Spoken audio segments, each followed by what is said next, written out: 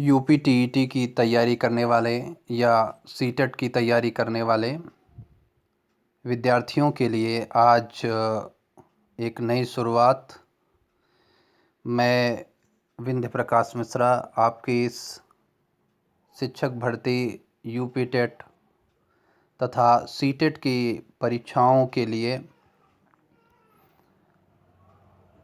आप सभी विद्यार्थियों को एक छोटी सी मदद उपलब्ध कराने के उद्देश्य से यूपी टेट तथा सीटेट की प्रमुख वैकेंसियों में पूछे जाने वाले बाल विकास के पक्ष की हम चर्चा करेंगे। तो आइए आज ये पहला वीडियो बाल विकास का पहला वीडियो यूपी टेट की तैयारी के लिए ऐसे विद्यार्थी जो यूपी टेट की तैयारी कर रहे हैं उनके लिए ये महत्वपूर्ण सेशन होगा। तो आइए देखते हैं। ये बाल विकास का प्रमुख विचारकों की कथन की चर्चा आज हम पहले वीडियो में करेंगे। तो आइए शुरुआत करते हैं। पहला प्रश्न है, हम करके सीखते हैं, ये किसका कथन है? हम करके सीखते हैं, ये किसका कथन है? तो आप जानते हैं कि डॉक्टर मेस जिन्होंने बताया कि हम केवल मस्तिष्क के द्वारा नहीं, हम अपनी ज्ञानेंद्रियों के द्वारा भी सीखते हैं, इसलिए हम कर के सीखते हैं। तो ये डॉक्टर मेस का कथन है। कई बार प्रतियोगी परीक्षाओं में पूछा गया है, यूपी टेट में पूछा गया है, हम करके सीखते हैं, ये कथन किसका है? कर के सीखना डॉक्टर मेस। दूसरा कथन जो अत्यधिक महत्वपूर्ण है, अधिगम क्या है? अधिगम अनुभव प्रशिक्षण के परिणाम स्वरूप परिवर्तन है। ये किसका कथन है? गेट्स एंड अन्य का। तो गेट्स एंड अन्य का यह कथन भी बहुत प्रचलित है कि हम अधिगम अनुभव और प्रशिक्षण के परिणाम स्वरूप होने वाला व्यवहार में परिवर्तन है। तो आप समझते हैं कि व्यवहार में परिवर्तन, व्यवहार के द्वारा व्यवहार में परिवर्तन ही अधिगम कहलाता है। तो ये गेट्स की परिभाषा है कि अधिगम जो है वो अनुभव प्रशिक्षण के परिणाम स्वरूप व्यवहार में होने वाला परिवर्तन है। तीसरा प्रश्न, हरलाक का कथन है, विकास के परिणाम स्वरूप नवीन विशेषताएं और नवीन योग्यताएं प्रकट होती हैं। आपको बताया गया है कि जो नवीन दो बार आ रहा है, इसे याद रखना है कि विकास के परिणाम स्वरूप नवीन विशेषताएं नवीन योग्यताएं प्रकट होती हैं। ये कथन किसका है? हरलाक का। चौथा कथन देखते हैं, किसी दूसरी वस्तु की अपेक्षा एक ही वस्तु पर चेतना का केंद्रीकरण ही अवधान है। ये कथन डम्बिल का है। वेरी मोस्ट इंपॉर्टेंट क्वेश्चन है। चेतना का केंद्रीकरण कहलाता है, यानी इसे ही हम क्या कहते हैं? ध्यान कहते हैं। एक ही जगह अगर चेतना का केंद्रीकरण हो जाता है उसे ही हम अवधान या ध्यान कहते हैं। दूसरी जगह की अपेक्षा एक ही बिंदु पर ध्यान का केंद्रीकरण हो जाना, चेतना का केंद्रीकरण हो जाना ही अवधान है। ये डम्बिल का कथन है। ये मोस्ट इंपॉर्टेंट है। पांचवा क्वेश्चन है, सृजनात्मकता मौलिक परिणामों को अभिव्यक्त करने की मानसिक प्रक्रिया है। तो आपको बताया गया है कि सृजनात्मकता में कौन कौन से तत्व होते हैं? मौलिकता, प्रवाह, विस्तार, विविधता। तो इसमें मौलिकता क्या होती है? ओरिजिनलिटी। ओरिजिनल ही मौलिक है, यानी जो दूसरा कोई ना किया हो, उसकी नकल ना हो, मौलिक चीज़ें। तो मौलिकता का जो परिणाम है उसी को ही हम सृजनात्मकता कहते हैं। यह सृजनात्मकता एक मानसिक प्रक्रिया है। किसने कहा है? क्रो एंड क्रो ने। छठा कथन है, व्यक्तित्व व्यक्ति के मनोशारीरिक गुणों का, बस यही पकड़ना है, मनोशारीरिक। किसने कहा है? आलपोर्ट ने। आलपोर्ट ने कहा है कि व्यक्तित्व मनोशारीरिक गुणों का गतिशील संगठन है।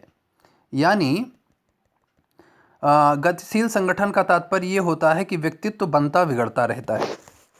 तो इस प्रकार से मनोशारीरिक, मन और शारीरिक दोनों के मिश्रण को ही हम व्यक्तित्व कहते हैं। ये आलपोर्ट का कथन है। व्यवहारवादी वाटसन का अगला कथन है, व्यवहारवाद के जनक वाटसन ने कहा, तुम मुझे नवजात शिशु दो, मैं उसे डॉक्टर, वकील, चोर या जो चाहे सो बना सकता हूँ। ये व्यवहारवाद के जनक वाटसन का कथन है। अगला है आठवां, विस्मरण वह प्रवृत्ति होती है जिसके द्वारा दुखद अनुभवों को स्मृति से अलग कर दिया जाता है। यह भी वेरी मोस्ट इम्पॉर्टेंट है। फ्रायड का कथन है, फ्रायड विस्मृति की परिभाषा देते हुए, किसकी परिभाषा? विस्मृति, विस्मृति या विस्मरण, विस्मृति या विस्मरण एक ही चीज होती है। विस्मृति की परिभाषा या विस्मरण की परिभाषा यानी भूलना, भूलने को परिभाषित करते हुए कि कैसे भूला जाता है, भूलने को परिभाषित करते हुए उन्होंने कहा है कि जो दुखद हमारे अनुभव होते हैं उन्हीं को हम अपनी याददाश्त से अलग कर देते हैं, इसी को विस्मरण कहते हैं। वेरी मोस्ट इम्पॉर्टेंट कथन जो हर बार शिक्षक भर्ती परीक्षाओं में कई बार पूछा गया है, 1 से 2 बार पूछा गया है। तो ये कथन फ्रायड का है, जो उन्होंने बताया कि विस्मरण क्या है, उसे हम अपनी स्मृति से चेतना अनुसार, चेतना में रहते हुए जानबूझकर अलग कर देते हैं, उसी ही हम क्या कहते हैं? विस्मरण कहते हैं। एक अच्छा सा कथन है वुडवर्थ का। वुडवर्थ कहते हैं कि विकास क्या है? वंशानुक्रम और वातावरण का गुणनफल है। ये वुडवर्थ का कथन है। वुडवर्थ कहते हैं कि विकास बराबर वंशानुक्रम गुणे वातावरण, यानी वंशानुक्रम और वातावरण की अंतःक्रिया के द्वारा गुणात्मक प्रतिफल जो मिलता है उसे ही हम विकास कहते हैं। ये वुडवर्थ का कथन है। 10वीं परिभाषा भी बहुत मोस्ट इम्पॉर्टेंट परिभाषा वुडवर्थ की है। वुडवर्थ ने कहा कि मनोविज्ञान ने सबसे पहले अपनी आत्मा का त्याग किया। आप जानते हैं 16वीं शताब्दी में मनोविज्ञान को आत्मा का विज्ञान कहा जाता था, फिर मन का विज्ञान, फिर चेतना का विज्ञान, और आज के समय में वो व्यवहार को अपनाए हुए है या सजोई हुई है। यह कथन वुडवर्थ का है, वेरी मोस्ट इम्पॉर्टेंट कथन है। 11वां देखते हैं। 11वां कथन रास की परिभाषा है, चिंतन संज्ञानात्मक पक्ष की एक मानसिक क्रिया है। तो चिंतन क्या है? चिंतन संज्ञानात्मक पक्ष में होता है और यह एक मानसिक क्रिया है। यह रास का कथन है। गेट्स की परिभाषा जो बहुत बार पूछी गई है कि अनुभव जो है, अनुभव द्वारा व्यवहार में परिवर्तन ही अधिगम है। अनुभव द्वारा व्यवहार में परिवर्तन ही अधिगम है। आगे बढ़ते हैं। एक महत्वपूर्ण कथन रूसो का है जो बहुत ही इम्पोर्टेंट है कि बालक एक ऐसी पुस्तक के समान है जिसको शिक्षक को आद्योपांत पढ़ने की आवश्यकता है। ये कथन किसका है? रूसो का है। तो ये भी महत्वपूर्ण कथन है कि बालक एक पुस्तक के समान है जिसको आद्योपांत, आदि और अंत, आदि से लेकर अंत तक हमें अध्ययन करने की आवश्यकता होती है।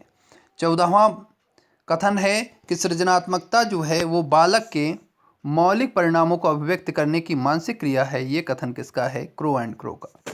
वुडवर्थ कहते हैं स्मृति क्या होती है? वो किसी भी सीखी हुई वस्तु का सीधा उपयोग है। स्मृति क्या है? सीखी हुई वस्तु का सीधा उपयोग है। ये वुडवर्थ का कथन है। 16वां कथन चिंतन एक मानसिक क्रिया का ज्ञानात्मक पहलू है। ये कथन रास का है। संवेग व्यक्ति की उत्तेजित दशा का नाम है। ये वुडवर्थ का कथन है। संवेग व्यक्ति की उत्तेजित दशा का नाम है। आपको बताया गया है कि संवेग क्या होते हैं? उथल पुथल मचाना, आंतरिक उत्तेजना देना, यही जो है संवेग होता है। तो संवेग जो है वो आंतरिक हलचल है, उथल पुथल है। तो आंतरिक उत्तेजना जो है ये कहा है वुडवर्थ ने। अगला है 18वां कथन मानसिक स्वास्थ्य के नियमों को खोजना और उन्हें बनाए रखना अध्ययन का केंद्र बिंदु है। ये ड्रेवर का कथन है। अगला कथन है जीन पियाजे का जो सीटेट में बहुत पूछा जाता है। 19वां कथन बच्चे दुनिया के बारे में अपने ज्ञान का सृजन स्वयं करते हैं। आप कितना भी बताइए वो अपने हिसाब से ज्ञान को सृजित करते हैं। ये कथन है जीन पियाजे का। 20वां कथन पढ़ते हैं प्रतिभाशाली बालक वह है जो अपने उत्पादक की मात्रा, दर और गुणवत्ता की में विशिष्ट होता है। ये टेलर का कथन। टेलर ने प्रतिभाशाली छात्रों को परिभाषित करते हुए बताया कि जो अपनी उत्पादन की मात्रा, दर और गुणवत्ता में विशिष्ट होता है, क्वालिटी उसकी विशिष्ट होती है, अलग होती है। अगला है पियाजे कहते हैं कि विचार न केवल भाषा को निर्धारित करते हैं बल्कि उसे आगे भी बढ़ाते हैं। तो विचार जो होते हैं, विचार ही हमारी भाषा को परिवर्तित करते हैं, कंट्रोल करते हैं। ये कथन भाषा के बारे में भी जीन पियाजे ने दिया है। तो जीन पियाजे का आप संज्ञानात्मक सिद्धांत पढ़ते हैं, लेकिन भाषा का विचार जीन पियाजे ने जो दिया है उसको जीन पियाजे कहते हैं कि विचार जो होता है वो भाषा को भी कंट्रोल करता है। 22वां देखते हैं कथन, शिक्षा से मेरा अभिप्राय बालक या मनुष्य के शरीर, मस्तिष्क तथा आत्मा का सर्वांगीण विकास करना है।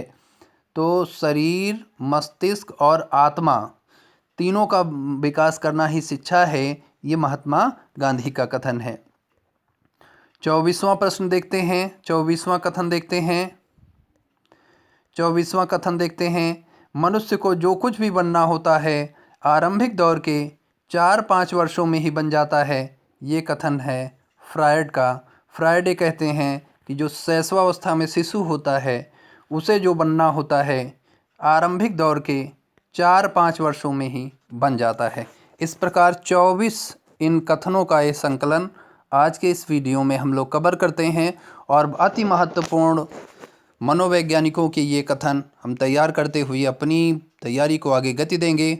और यूपी टेट के बाल विकास पार्ट को पढ़ने के लिए आप हमें फॉलो कर सकते हैं और बाल विकास के कुछ महत्वपूर्ण भागों पर आगे भी चर्चा हम जारी रखेंगे। धन्यवाद।